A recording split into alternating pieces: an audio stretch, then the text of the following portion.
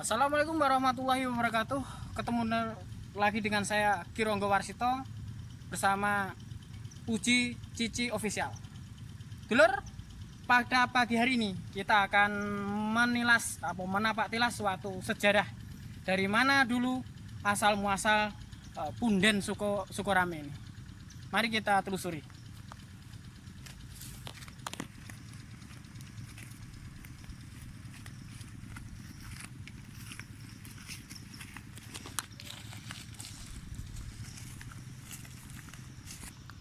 Oke guys, jadi bercerita tentang sejarah. Memang setiap desa itu mesti mempunyai yang namanya sejarah.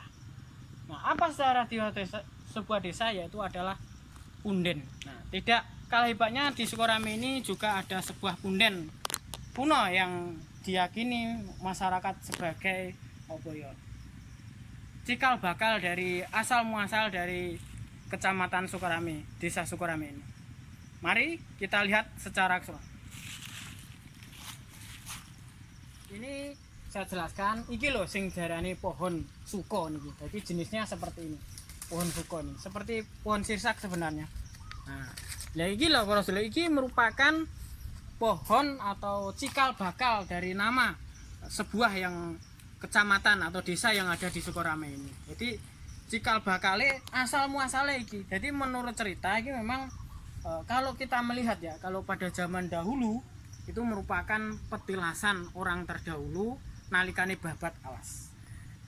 Nah, sebuah di mana ada petilasan pasti di situ ada sendang atau sumur. Nah, kita bisa lihat guys, ini namanya sendang ya, cuma skalanya kecil.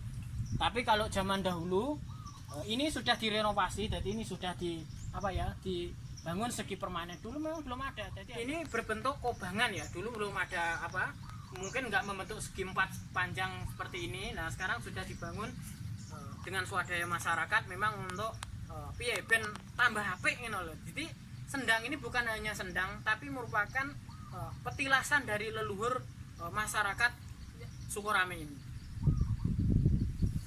Nah, memang kalau kita berbicara masalah punden ya, memang punden itu orang yang buka atau mengawali bertempat pada suatu tempat itu namanya punden, Mas. Saya jelaskan, jadi pundi. Punden itu ambilan kata pundi. Pundi itu apa? Oh, harus dihormati. Iki loh. Apa? Petilasane mbahku. Anane wong saiki yo mergone ana wong biyen. Jadi kita itu sebagai sebagai kita yang tinggal sudah di akhir zaman, kita sudah enak, kita sudah nggak susah-susah untuk babat alas, kita syukuri pada mereka. Makanya setiap 1 tahun sekali di sini ini diadakan yang namanya sedekah bumi. Kalau orang sini, kalau orang daerah lain itu namanya adran, Mas.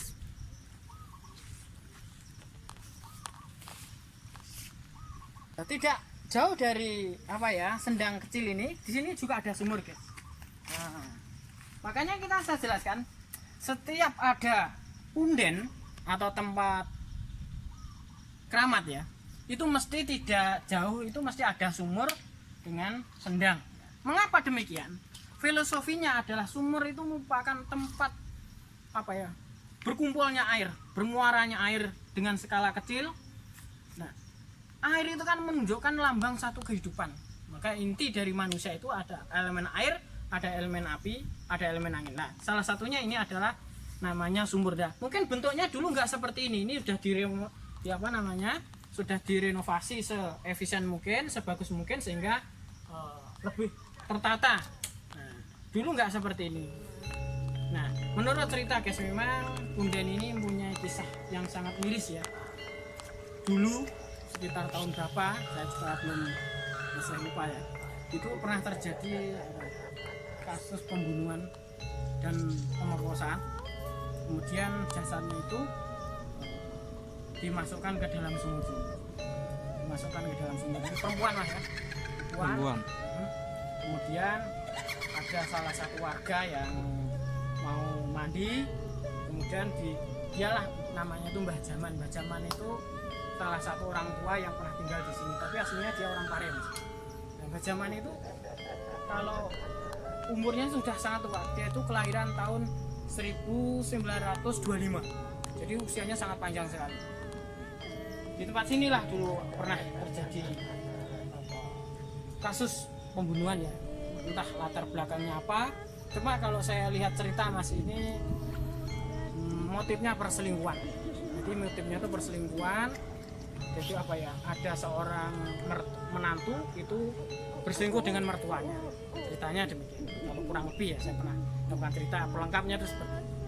Sehingga terjadi ya insiden pembunuhan dari warga mungkin sekitar sini pas hari-hari tertentu atau malam Rebukon atau malam apa itu sering mendengar suara rintian atau cerita minta tolong.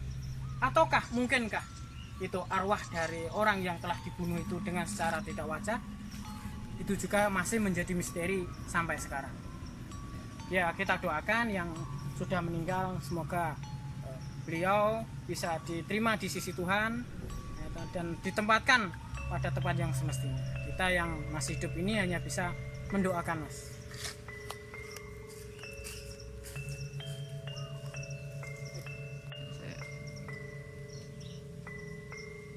Nah, guys, menurut cerita memang ini merupakan dulunya adalah pasar yang ramai. Makanya daerah Suko rame ya ini. Jadi menurut cerita ini dulu adalah sebuah pasar ceritanya. Nah, kenapa sampai terjadi seperti itu, sampai terjadi pindah ya? Memang kalau kita mau menceritakan tentang pasar mati atau kampung mati atau itu bermacam-macam, Mas.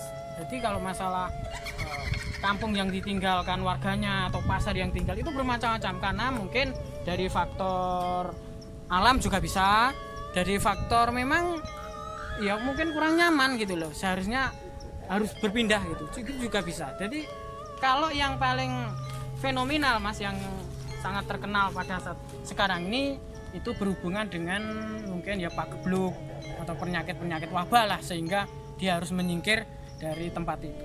Makanya diarani jenis pasar mati atau kampung mati seperti itu. Tapi biasanya kalau untuk wilayah Sukorame ini aman dari bencana ya, tidak ada bencana.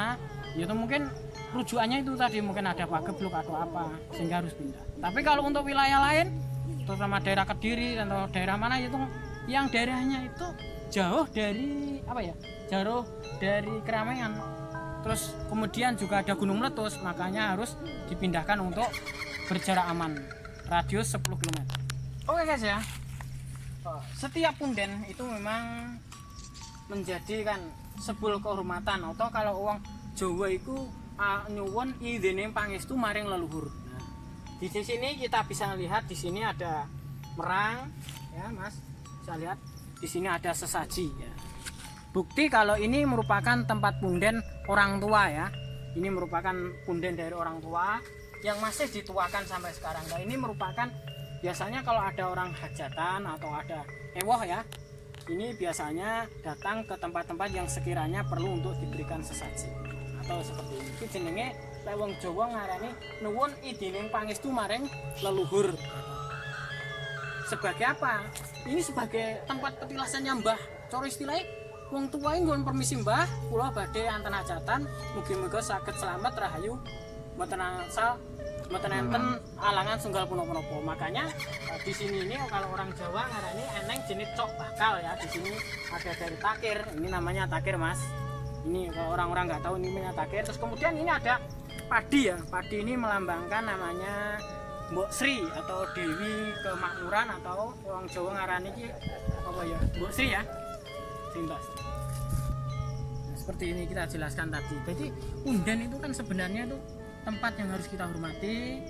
Eneng ning wong saiki lho, yo eneng karena ada hanya orang terdahulu lah. Orang dahulu wis kita nggak tahu. Nah, yang kita tahu hanya petilasan-petilasan, tempat-tempat keramat. Mari kita hormati, jangan dirusak agar anak cucu kita nanti agar tahu iki lho, mbahku mbiyen, iki lho kakek moyangku iki petilasane mbahku sing cikal bakale sing buka desa nang Sukorame iki. Oh guys, seiring dari perjalanan waktu dari masa ke masa pembangunan, nah, ternyata salah satu dari perguruan silat persaudaraan Hati Trate yang bertempat di Sukorame ini, di Ranting ya, Ranting Sukorame ini juga ikut andil di dalam membangun punden Suko ini. kita ucapkan terima kasih para warga PSHT yang ikut andil membantu membangun, ikut serta membangun Punden Suko ini. Moga-moga ini bisa menjadikan suatu kebaikan yang luar biasa dan bisa ditiru oleh para padepokan atau perguruan silat-silat yang lain. Jadi kita meskipun padepokan persilatan juga kita peduli dengan lingkungan dan orang di sekitar kita. Guys, dulu pada zaman dahulu itu namanya tempat penampungan air, guys. Jadi dulu itu punya program untuk pemberdayaan air bersih. Nah, sementara itu istirahat dulu, mungkin kondisinya ya kurang terawat lah ya. Tapi ya nggak apa-apa, ini memang dulunya itu wancananya itu untuk penampungan air bersih ya, istilahnya pemberdayaan air bersih itu Pak.